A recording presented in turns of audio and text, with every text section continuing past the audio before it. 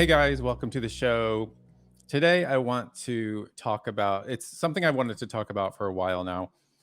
It's an article I read in the New York Times on Mother's Day. And I know it's been a while since Mother's Day, but this is still pertinent to what's going on in the culture. Uh, so on Mother's Day, I opened the New York Times and I I just immediately knew that there was not going to be any article that portrayed mothers in a good light. And in fact, that was the case. And instead, there was an article about how drag queens are the new mothers. And I'm going to go through this article and talk about it. And it also touches on a documentary that came out in 1987 that I saw in the movie theaters about this kind of idea of drag queens being mothers. And again, the New York Times and just the culture at large just consistently denigrates motherhood, denigrates mothers. There's and fathers are just they've been tossed aside long ago. So fathers are completely out of the picture, which this article talks about too. But I just want to talk about this article and just talk about how absolutely absurd it is that mothers have been relegated to some sort of second class citizen or whatever. It's just crazy. So the title of the article is, quote, "Gone are the daddy days. These are mother times." Online, and this is the subtitle, online, practically every famous woman is, quote, mother, a term with deep ties to the LGBTQ ballroom community. And we're going to get into what the ballroom community means. It's about this documentary that I'm going to talk about and show a couple clips of. So the article begins with this line: "To many people on the internet, the actress Toni Collette is known as simply, quote, mother. Ms. Collette is not necessarily called mother for playing fictional ones or even for being a mother in real life. Instead, fans have bestowed the title as a way to express their appreciation." So apparently in the culture now, people are calling celebrities mother, and we'll go on to, because it includes other people, and it goes on to say, "She is just one of many female celebrities who, if lacking a proper understanding of the word's new use," see, they're changing the use of the word mother. So notice that they just throw that in there in this kind of deeply Orwellian way. Understanding the word's new use. So mother has, just as in postmodern deconstructionism, the term mother has changed meaning. She is not just one of the many female celebrities who, if lacking proper understanding of the word's new use, might wonder why they suddenly have so many children.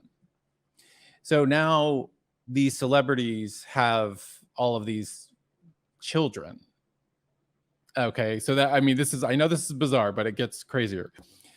Mother is everywhere. The slang term, without an article in front, is used by fans, brands, and sometimes even mothers themselves. It derives, now this is where it comes from, it derives from the Black and Latino LGBTQ ballroom scene, which is a queer subculture in which members are organized into so-called houses, often led by a, quote, mother. The current use, however, veers campier and is mostly used as a term of endearment for famous women with avid devotees.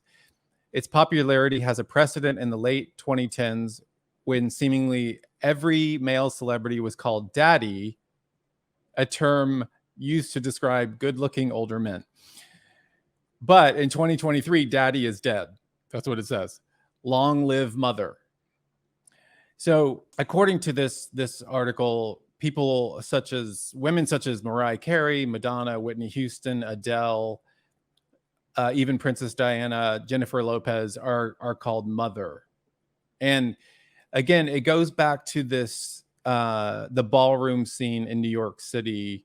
So there was a documentary that came out in 1987, and of course I saw it in the theater when it came out, and it was about this Black and Latino gay kind of transvestite subculture in New York City in the 80s. And these, what they would do in these in the documentary, these people, this subculture competes in what are called balls. And so they go to a kind of, they rent out a space or a ballroom, and they compete in different categories. So they try to compete as, there's different categories of, like, who is like kind of like runway models. One category is voguing. Another category is called butch queen, which is just a whole different thing. So and also there's another category of like what drag queen or what transsexual can pass the most and look like a woman the most. So they win these trophies at these balls, and it's a big deal. And these drag queens or these transsexuals live in houses. They live in what are called houses. So the houses are like House of La Beija, House of Extravaganza, House of Dupree, House of Saint Laurent.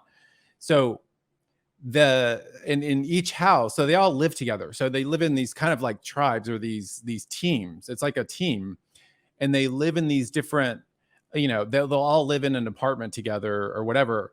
And the ruler of the house is considered the mother of the house. So each house has a mother in this underground kind of transgressive drag queen situation. And I remember when it came out, I loved this documentary. It was directed by this woman, Jenny Livingston. And I remember just being so blown away by how crazy this documentary was, and how transgressive it was, how just this kind of subculture that I never really fully knew about.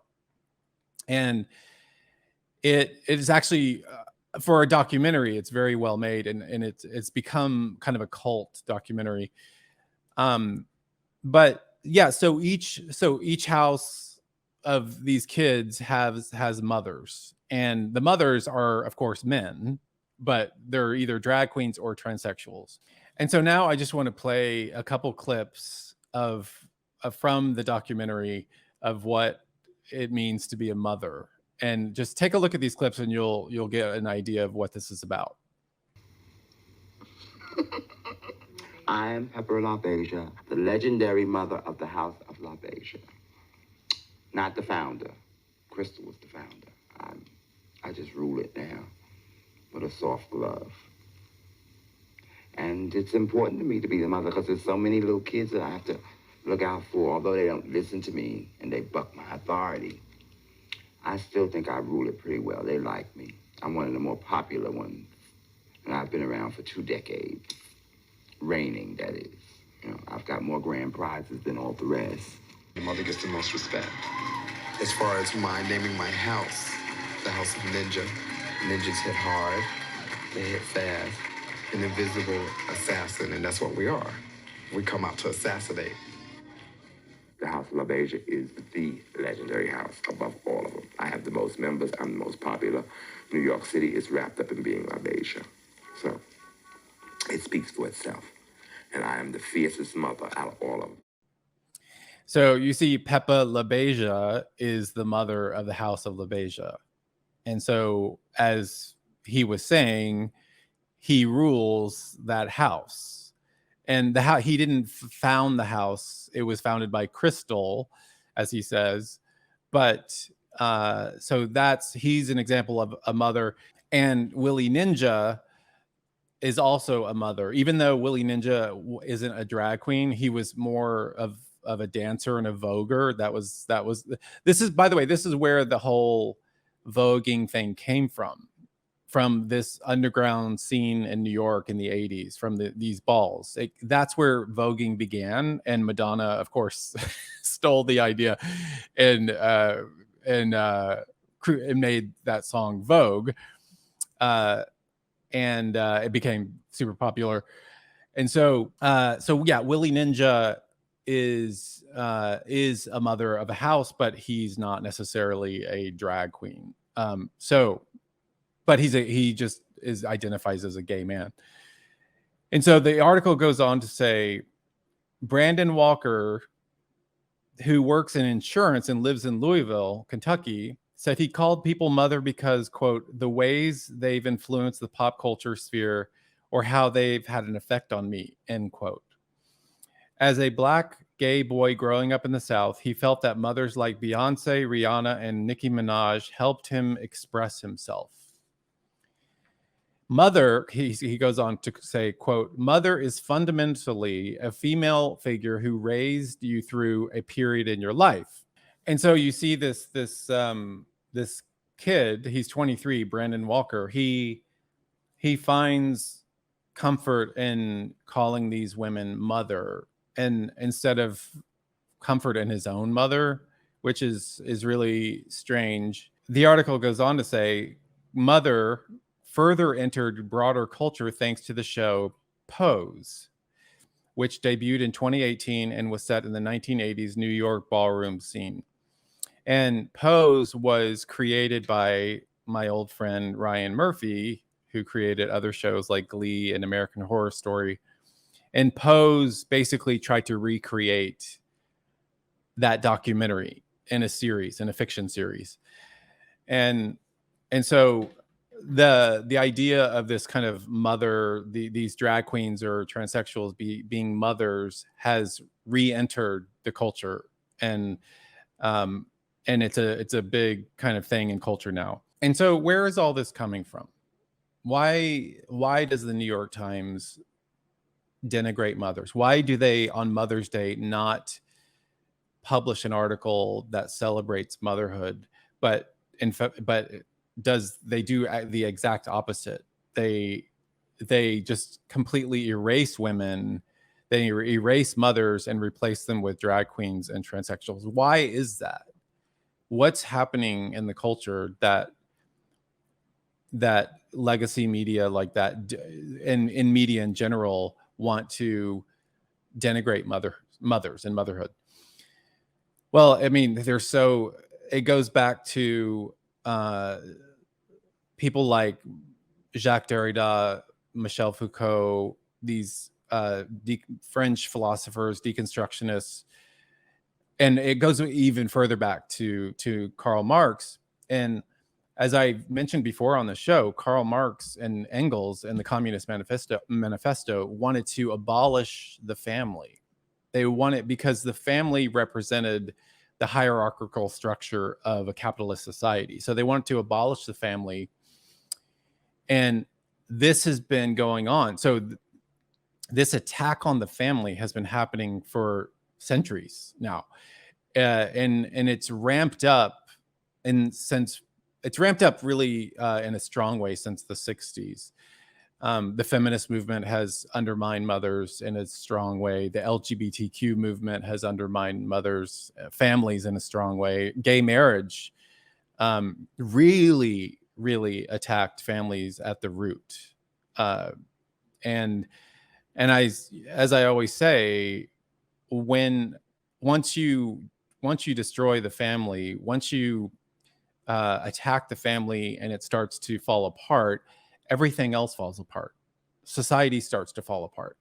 That's why, and I say this all the time, that's why there's, drug addiction, mental illness, homelessness that's rampant. Like in Los Angeles, where I live, homelessness is out of control. And it's interesting because in so many articles in the New York Times about homelessness in California, it's always about a shortage of housing. And that's not the reason there's homelessness in California.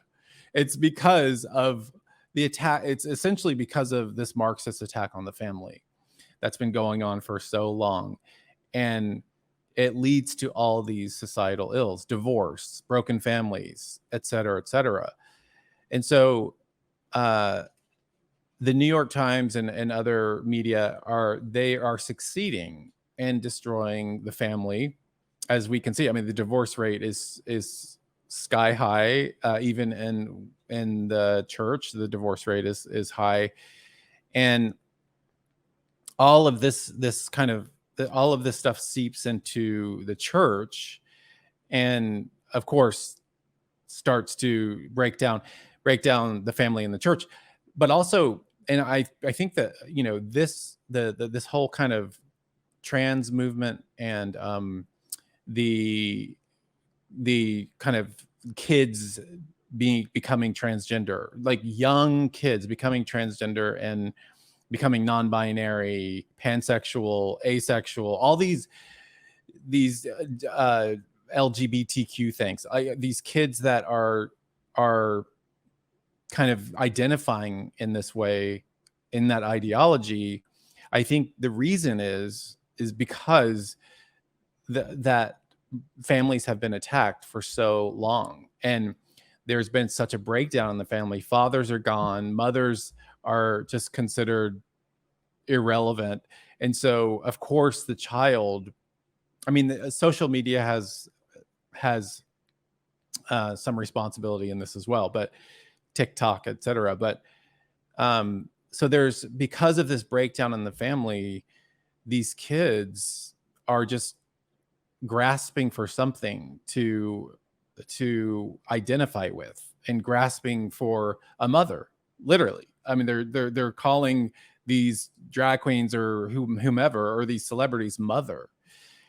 And I think that's what's behind this whole kind of crazy movement that we're seeing right now in society, is can be traced back to Marx and the others that I mentioned, and Saul Alinsky and others. And so I just want everyone to be aware of this.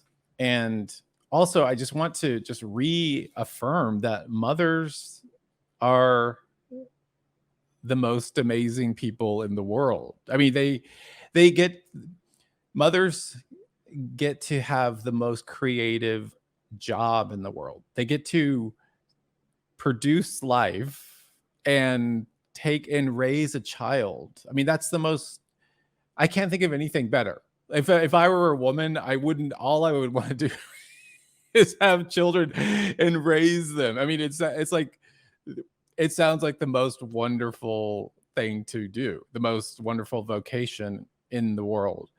And it's such an important vocation. And so for all you mothers out there who, you know, are, quote, stay-at-home mothers, which I think is such an evil phrase that was probably invented by a Marxist. For all you mothers out there who are, you know, are raising your kids, and fathers too. I mean, I just applaud you. And I think what you're doing is the most important thing. It's so essential. And so please ignore the culture, ignore these kind of articles, ignore the media that constantly denigrates. I mean, fathers in every TV show, every sitcom, every commercial, fathers are always the butt of the joke. They're always looked at or considered the fool, or the kind of goofy guy who doesn't understand how to do things. In fact, I may have talked about this before, but I used to act in many, many commercials. And I was thinking back on the roles I did in these commercials. These were big national commercials. And in almost all of the roles I had, I was kind of the bumbling boyfriend or husband in every single one. Not every single one, but in almost all of these commercials I did.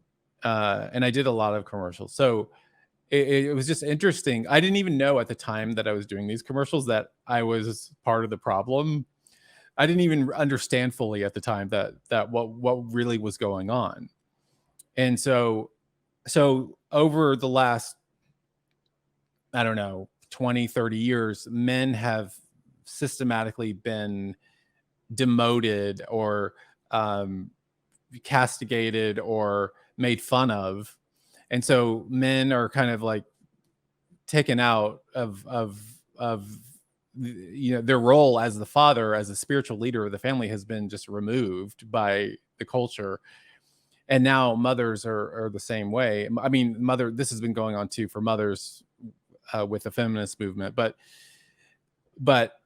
with this new kind of idea of drag queens and transsexuals and celebrities as being mother, it's really kind of trying to replace the family. It's trying to replace the family, which is absolutely why we are in the mess we are in. So anyway, I just wanted to comment on this because this has been on my mind for a while. When I read this article on Mother's Day, I was like, I have to talk about this. This is insane. And so I hope that helped you. And thank you guys for watching, and I'll see you next time.